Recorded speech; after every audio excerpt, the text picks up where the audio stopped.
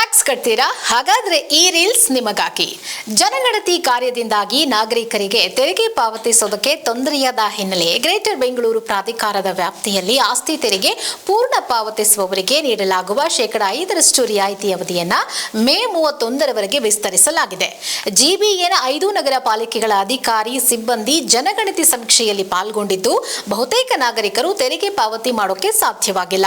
ಹಾಗಾಗಿ 5% ರಿಯಾಯಿತಿ ಅವಧಿಯನ್ನ ವಿಸ್ತರಿಸಬೇಕು ಅಂತ ಜನಪ್ರತಿನಿಧಿಗಳು ಹಾಗೂ ಸಂಘ ಸಂಸ್ಥೆಗಳ ಪ್ರತಿನಿಧಿಗಳು ಮನವಿ ಸಲ್ಲಿಸಿದ್ರು. ಹೀಗಾಗಿ ಪೂರ್ಣ ತೆರಿಗೆ ಪಾವತಿಸುವವರಿಗೆ 5% ರಿಯಾಯಿತಿ ನೀಡುವ ಸೌಲಭ್ಯವನ್ನ ಮೇ 31ರವರೆಗೆ ವಿಸ್ತರಿಸಿ ನಗರಾಭಿವೃದ್ಧಿ ಇಲಾಖೆ ಆದೇಶ ಹೊರಡಿಸಿದೆ.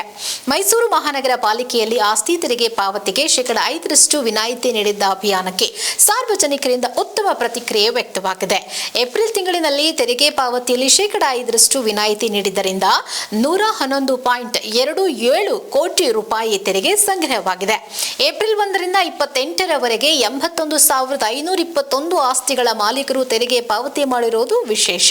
ಪಾಲಿಕೆ 9 ವಲಯ ಕಚೇರಿಗಳಲ್ಲೂ 5% ವಿನಾಯಿತಿ ಸೌಲಭ್ಯ ಪಡೆಯಲು ತೆರಿಗೆದಾರರು ಹೆಚ್ಚಿನ ಸಂಖ್ಯೆಯಲ್ಲಿ ಆಗಮಿಸಿದ್ರಿಂದ ಪಾಲಿಕೆ ವತಿಯಿಂದ ಹೆಚ್ಚುವರಿ ಕೌಂಟರ್ ತೆರೆದು ತೆರಿಗೆ ಸಂಗ್ರಹ ಮಾಡಲಾಗಿತ್ತು.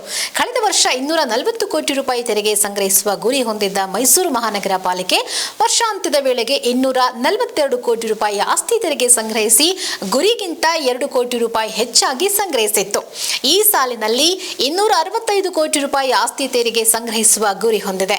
ಆದರೆ ತೆರಿಗೆ ವಿನಾಯಿತಿ ಅಭಿಯಾನದಲ್ಲೇ ಒಟ್ಟು 111.26 ಕೋಟಿ ರೂಪಾಯಿ ತೆರಿಗೆ ಸಂಗ್ರಹವಾಗಿದೆ. 28 ದಿನಗಳಲ್ಲಿ ಸಂಗ್ರಹವಾದ ತೆರಿಗೆಯಲ್ಲಿ 103.50 ಕೋಟಿ ರೂಪಾಯಿ ಬ್ಯಾಂಕ್ ಖಾತೆಗೆ ನಗದು ರೂಪದಲ್ಲಿ ತೆರಿಗೆ ಪಾವತಿಸಿದರೆ 7.76 ಕೋಟಿ ರೂಪಾಯಿ ಚೆಕ್ ರೂಪದಲ್ಲಿ ತೆರಿಗೆ ಪಾವತಿಸಲಾಗಿದೆ.